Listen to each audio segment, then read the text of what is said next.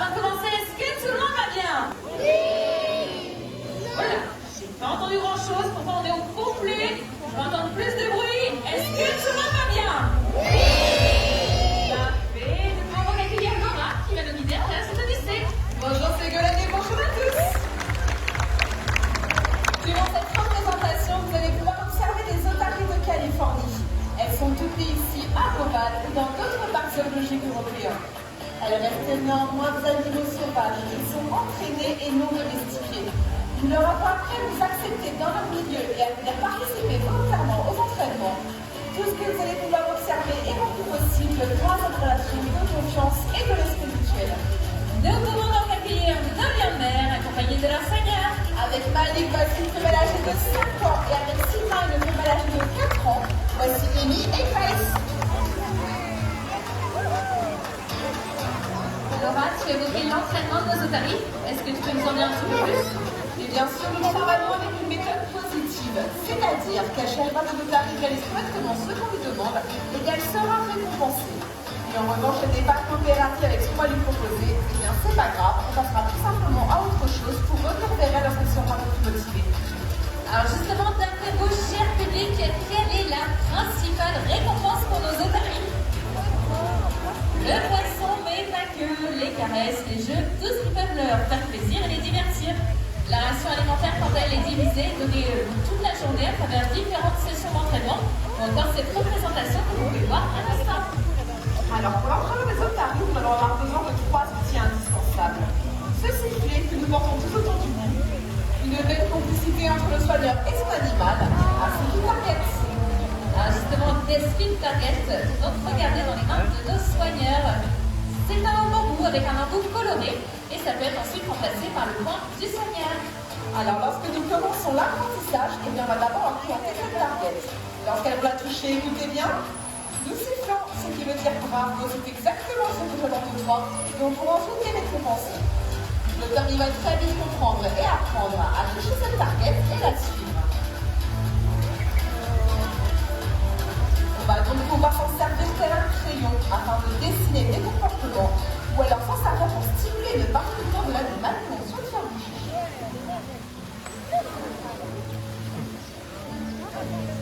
Et ensuite, petit à petit, eh bien, on va pouvoir retirer cette target pour la remplacer par un mot et par un geste.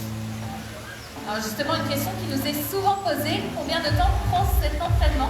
Alors chaque animal va apprendre à son rythme. Comme nous, certains auront plus de facilité que d'autres selon les domaines. Par exemple, pour un même comportement avec deux animaux différents, cela peut aller de quelques jours à quelques mois pour leur apprendre. Le but, c'est vraiment de pouvoir s'adapter à chaque individu. C'est pourquoi nos séances d'apprentissage et nos représentations doivent toujours rester des moments ludiques pour nos otaries. Alors vous allez voir que les otaries sont très rapides et très à l'aise dans l'eau. En effet, elles peuvent rester 10 minutes en apnée et plonger jusqu'à 400 mètres de profondeur. Et elles peuvent même facilement extraire leur corps tout entier en dehors de l'eau et nager jusqu'à 40 km/h en glissant sur l'eau. Et regardez bien parce que Amy et Grace vont tout de suite vous montrer comment elles otaries saines.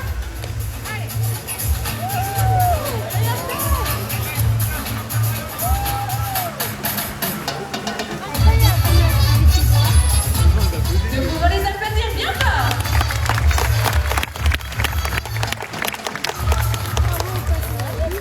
Parlons à présent de l'entraînement médical. Vous l'avez peut-être déjà observé dans de nombreux reportages sur Beauval. Il est réalisé habituellement en coulisses par le soigneur. Donc justement, Laura, est-ce que tu peux nous en dire un petit peu plus? Et bien sûr, l'entraînement médical est très important. Il va nous permettre de pouvoir soigner les animaux sans que nous ayons besoin de les anesthésier. Et tout ceci commence par la possibilité d'accéder à toutes les parties du corps de nos animaux pour pouvoir les examiner sans aucune difficulté. Exactement, cet entraînement médical permet d'effectuer différents types d'examens. Est-ce que tu peux nous montrer des exemples? Et bien sûr, on peut faire beaucoup de choses avec le consentement de l'animal. On va pouvoir faire des radiographies, des échographies, des prises de sang. On va aussi pouvoir écouter leur cœur et leur respiration à l'aide d'un stéthoscope, et ceci sans qu'elles ne bougent.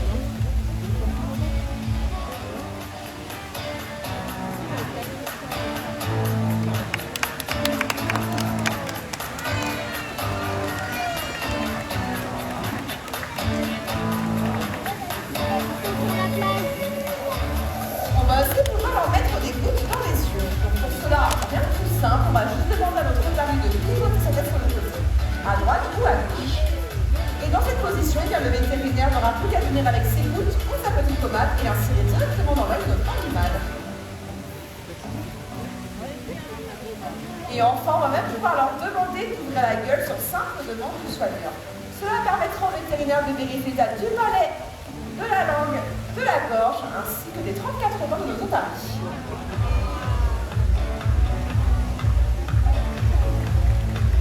Et toutes ces analyses vont nous permettre d'avoir un très bon suivi de la bonne santé de tous nos animaux.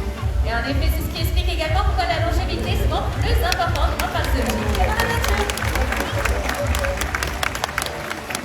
Devant vous, vous pouvez observer les otaries de Californie. Il existe néanmoins plusieurs espèces d'otaries. Ces otaries de Californie vivent le long des côtes rocheuses du Pacifique Nord.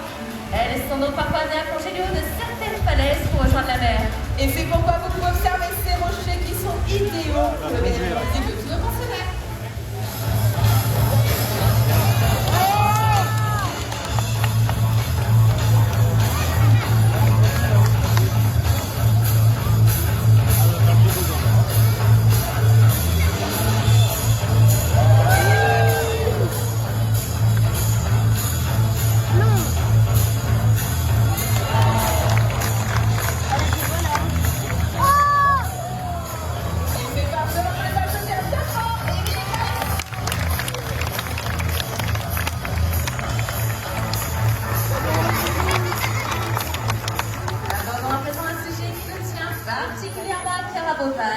La protection de l'environnement.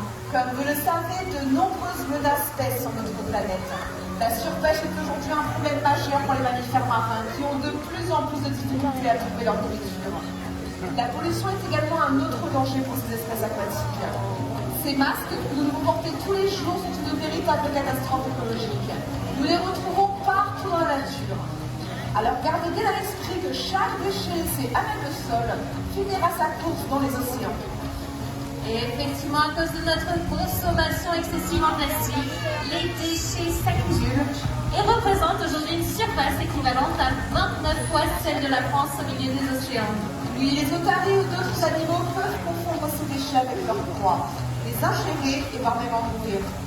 Donc pour éviter tous ces accidents, il existe un geste très simple que tout le monde ici connaît, et c'est Grace qui va vous rappeler le bon exemple.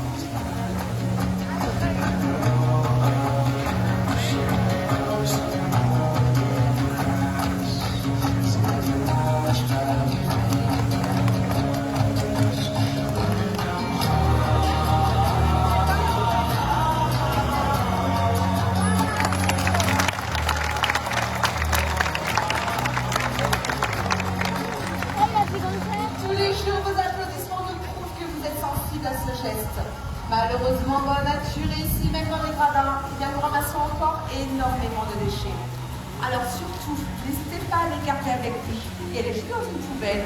Vous avez d'ailleurs partout à votre disposition dans le parc.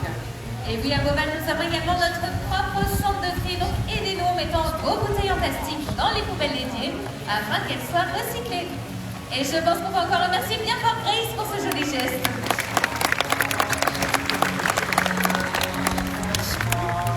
Je pense que tout le monde a remarqué les différentes formes tout autour du bassin. Donc justement, Laura, est-ce que tu pourrais expliquer au public leur utilité? Bien sûr, elles nous servent à stimuler mentalement nos animaux. Nous avons appris à chacune d'entre elles à couvrir de forme bien particulière. Et cet après-midi, eh bien, on va commencer par la petite Grace. Et sa forme, c'est Violette, tu te rappelles? Ah, j'ai de la chance, elle est juste devant moi. C'est la croix. C'est vrai, alors Grace, la croix.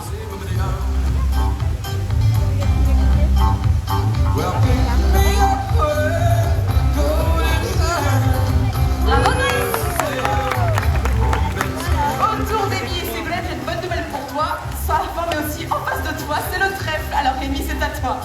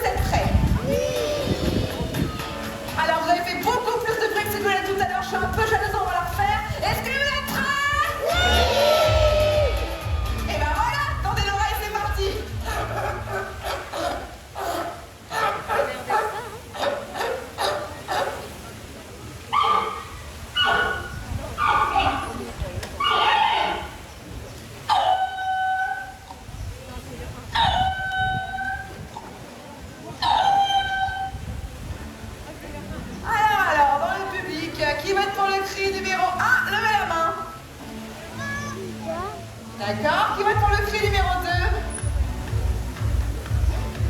Ok, le numéro 3. Et qui n'a pas compris la question?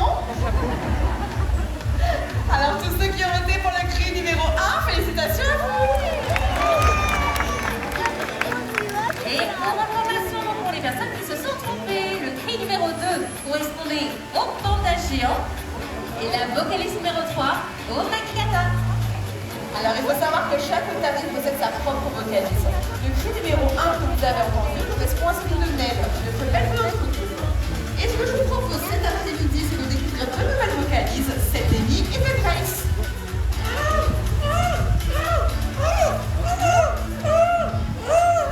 Merci Amy.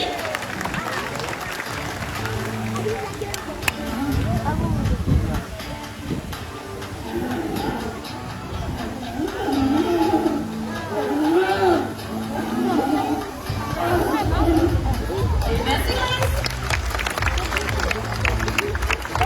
Je ne sais pas si tout le monde a remarqué, mais les différentes formes tout autour du bassin ont été mélangées. Et oui, afin de les stimuler davantage, nous les changeons régulièrement de place. Alors attention, petit jeu de mémoire. Quelle était la forme de Grace? La croix, c'est ça. Et c'est Amy? Le trait, c'est ça. Alors les filles, c'est à vous.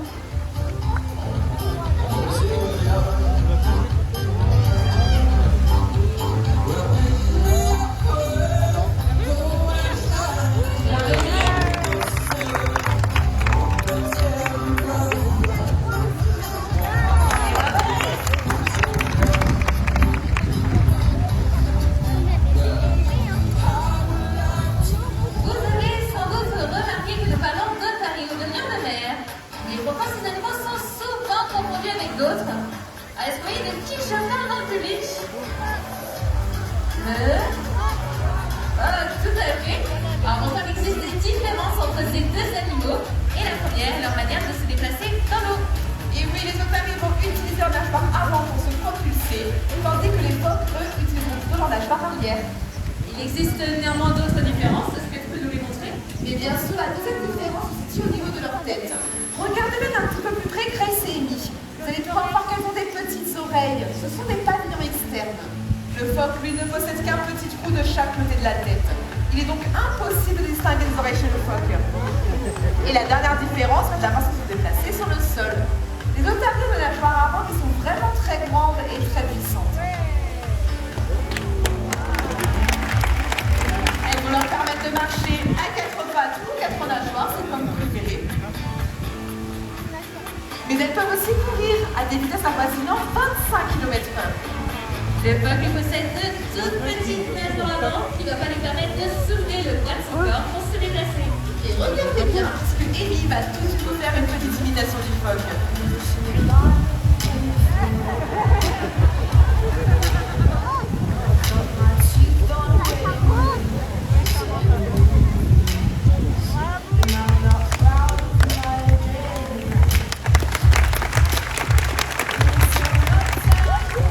Nous venons d'évoquer des différences, mais pourtant il existe un important point commun entre ces deux animaux, c'est qu'ils possèdent tous les deux des poils. Oui, c'est vrai, il n'est d'ailleurs pas évident de l'apercevoir lorsqu'ils sont liés. On pourrait croire comme ça que leur peau est une lisse. Mais si vous regardez bien lorsqu'on les caresse à repousse-poil, eh bien vous pouvez apercevoir ce court pelage d'environ 1 cm. Super, merci Laura. Plus aucune excuse. Personne ici ne devrait plus confondre phoque et otarie. Avec plaisir, mes collègues. Jusqu'ici, vous avez pu voir évoluer nos otaries. Observez certaines de leurs capacités et vous allez le voir, elles ont aussi de nombreuses aptitudes physiques.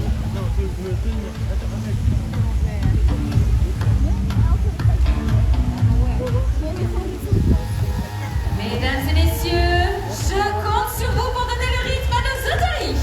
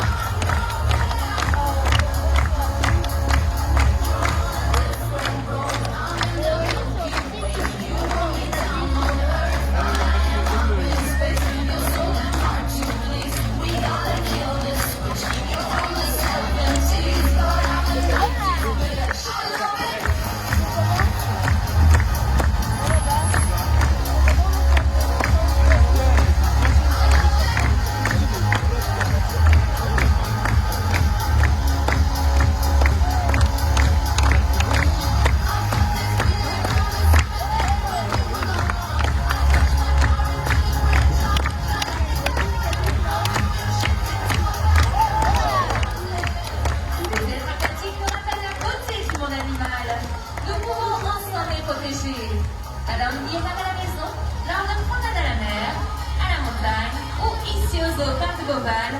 Chacun de nos gestes compte. What?